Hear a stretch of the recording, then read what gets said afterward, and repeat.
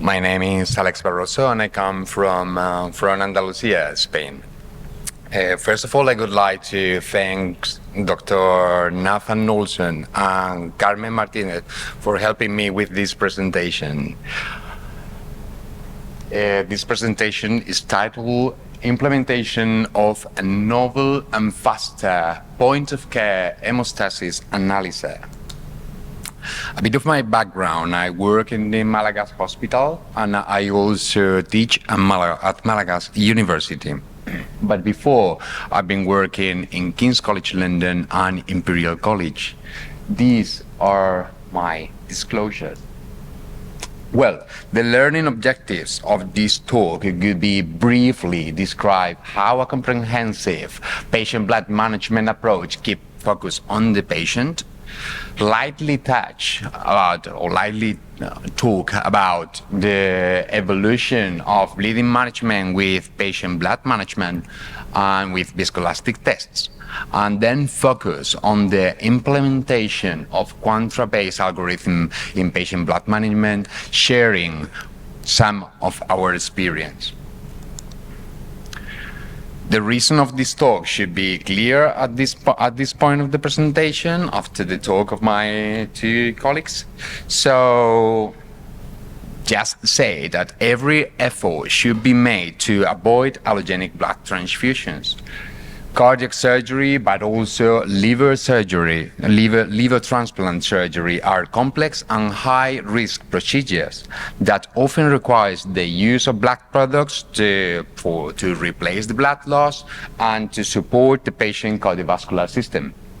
However, blood transfusions are not without risk, and as you know, including transfusion reaction, infection, and immunological reaction. That's why a transfusion means not only reduce the transfusions, means not only the reduce morbidity and mortality, but also costs.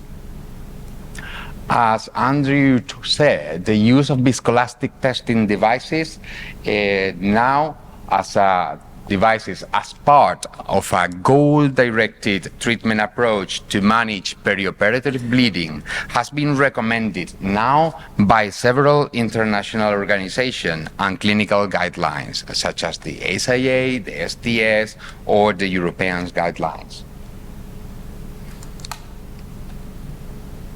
Obviously, we cannot talk about viscoelastic testing without talking about ROTEM and TEC. These two technologies emerge at the forefront of the whole blood viscoelastic testing.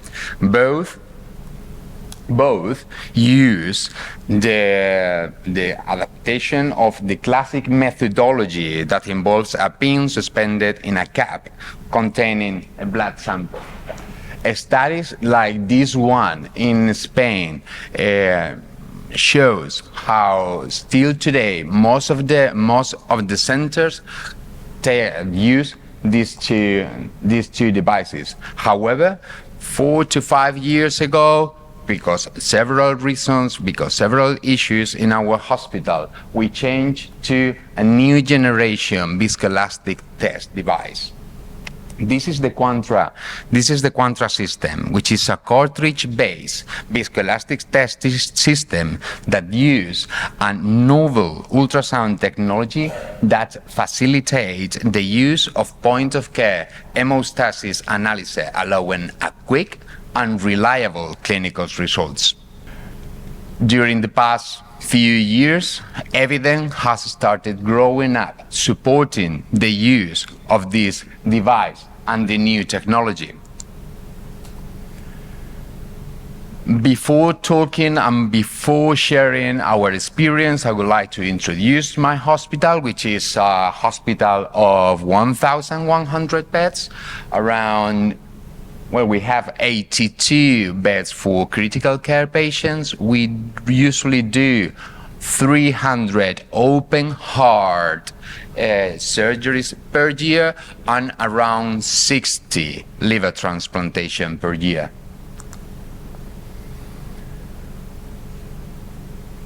And as we said about about the protocols, clinical guidelines developed by different societies for patient blood management recommend the use of viscoelastic testing devices in conjunction with goal-directed treatment algorithm to aid in the management of coagulopathic bleeding. As Andrew mentioned before, the recommendation are Class 1 recommendation, Level 2, and the evidence is starting growing up. This could be the protocol that we use in cardiac surgery in our hospital. We use a baseline test that is going to give us an idea of the baseline of the patient, and then we do on surgery, while the surgery, and after Quantra sampling, after the protamine, after the bypass, depending on in the surgical situation, the clinical situation, if it's bleeding, if it's not, and the previous Quantra results, we do future sampling. But you are gonna see it clear with some examples that we are gonna go through. This, for all of you that you are not familiar with the monitor, this is the main display, the main screen that we will see. On the top part, we are gonna see an assessment of the clot formation and of the onset of the clot formation for the dials for the clotting time ratio, and clotting time with heparinase, because this cartridge got heparinase, not the one that we are going to use later on. I'm going to show you for liver transplant. And at the bottom part, what we are going to see is the assessment of the clot stiffness with the contribution of the platelets and the contribution of the fibrinogen. This is the the treatment goal algorithm that we use in our hospital. There are several, but this is the one that we use for cardiac surgery. And as I said, we are gonna see it, how it works clear with an example. But briefly, we assess for the onset of the clot formation, and depending on the result, the algorithm will suggest us to put some treatment on. This treatment should be protamine or FFP, PCC, depending on the abnormal results of the Quantra. Same happen with the clot stiffness. But we are going to see it through a clinical case, a real clinical case. This is a 79-year-old male with severe aortic insufficiency, mitral insufficiency, severe pulmonary hypertension, and a depressed left ventricular function that was programmed for a double valve replacement with a tricuspid annuloplasty and a pacemaker implant. This image here is the display of the first test, the baseline test. As you see, all arrows are at the green bit of the dials, meaning that everything was under control. So we started from a good place. But during surgery and after the bypass, a long bypass, we found a clinical situation where we found a clinical relevant bleeding with poor surgical control. What the Quantra said? The Quantra said that beyond the assessment, there were abnormal results for the onset of the clot, as the CT was prolonged and the CTH was prolonged. It wasn't due to the heparin. As we see, the CTR was normal. That correlates very well with the ACT. In this case, the clot stiffness was fine. But it is important to get the whole set of results, it only took 13 minutes, which is, in my opinion, much quicker than other devices. So following the treatment algorithm, we treat that patient with FFP to treat the clotting time and obviously the bleeding with some blood.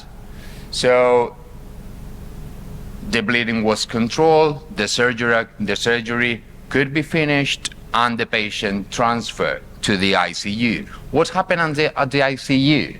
So in the ICU, within the first 2 hours, the patient got much worse, and we saw that the bleeding through the chest tube around 900. Obviously, this patient got an early prosthetic dysfunction diagnosed by echo and require reoperation. At the meantime, we did another Quantra test. And what is said? Again, the clotting time was elevated. It wasn't due to heparin, and now the clot stiffness was low, probably due to PCS, but also fibrinogen. The PCS due to platelets, to the platelet contribution. We were facing now a cardiopulmonary bypass associated coagulopathy. How we treat it? Following the goal-directed treatment algorithm that we saw before, with obviously blood for the bleeding and FFP, platelets, and fibrinogen. During the reintervention, we did now a pump of 63 minutes, but the patient after the pump continued coagulopathic. It was bleeding. The Quantra results at the Quantra test at that time showed again a clotting time elevated and a clot stiffness diminished. We follow again the algorithm, the treatment algorithm using FFP, PCC. At that time, we needed to add something else, and platelets. So bleeding was controlled and transferred to the ICU for post-operative control. After a few hours at the ICU, the patient was stable and there was no bleeding. That was the Quantra results after a few hours at the ICU, where no coagulopathy seems to be. As you saw, it was very easy to follow each of these steps. So this is one of the main reasons why we adopt and continue using this technology. A very similar environment in terms of complexity and risk we can find in liver transplant. We have also protocolized the sampling, to take the samples during each one of the main phases of the liver transplant. So we usually take one in the pre and hepatic phase, another one in an hepatic phase, after reperfusion, and at the ICU after we finished. As you know, each one of these phases got very particular hemostatic features that difference one to the other, and for them we have to face as anesthesiologists and to be prepared and controlled. This is the adapted treatment algorithm that we use in the liver transplantation, and as I mentioned before, the cartridge now is sort of different.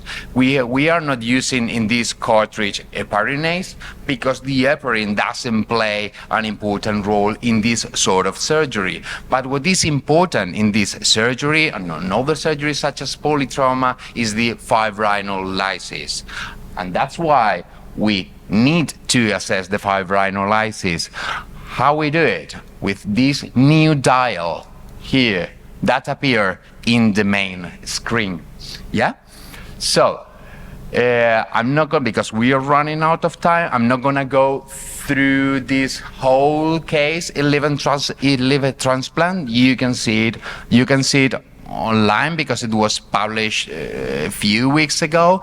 But what is important is that we follow the protocol of sampling, as I said before, during the OR, during these three Quantra tests during each one of them.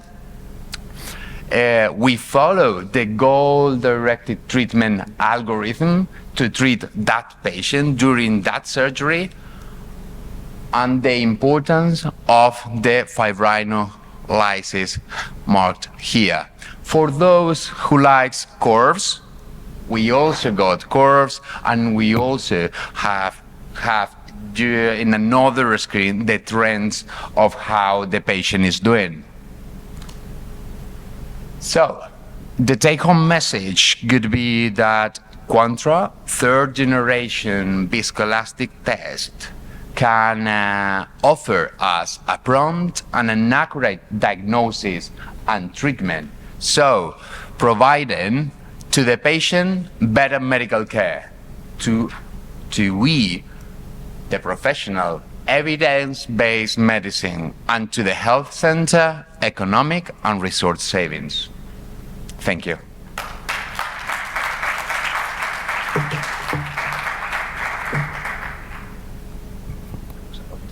Yeah. Thank you very much, and thank you to both my colleagues who stuck to their time limits. So we've got about 10 minutes for questions. So if anyone would like to ask any questions about these two new technological advances, then please stand up or put your hand up. Yep, go ahead. There's a microphone coming towards you. Hello, thank you for your presentation, Alex. My name is Fernando, I'm from Chile. Buenas tardes. For you. Spanish, yes. Here in Chile, working at tertiary center, we operate about 2 cardiac surgery per day, about 40 cardiac transplant, 15 pulmonary transplant, and we also have ECMO. We have a protocol based on ROTEM, Delta ROTEM, and we use it for post-cardio surgery, coagulopathy, and also for replacement of factors at ECMO or at BAD.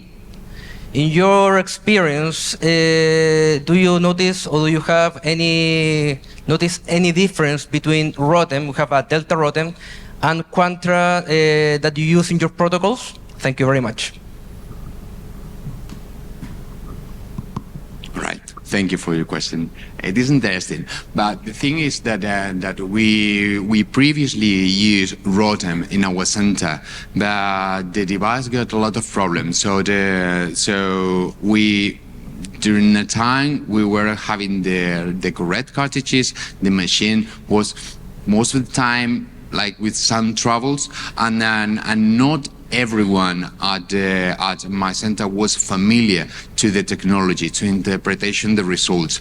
Also, another of the complaints that they used was that the timing to get the result was so long. So getting to know all that situation, we changed, and what we found is that this device is easier to understand for most of the people, and also to teach for the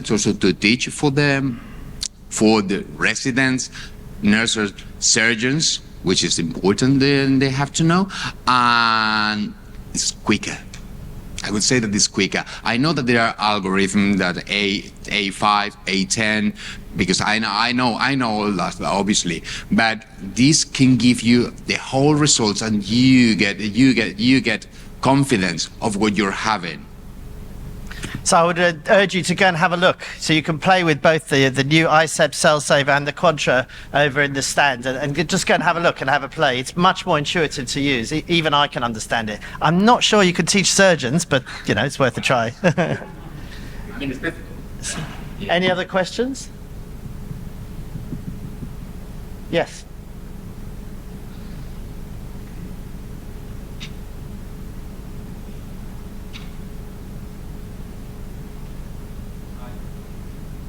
Felicidades, lo has hecho muy bien.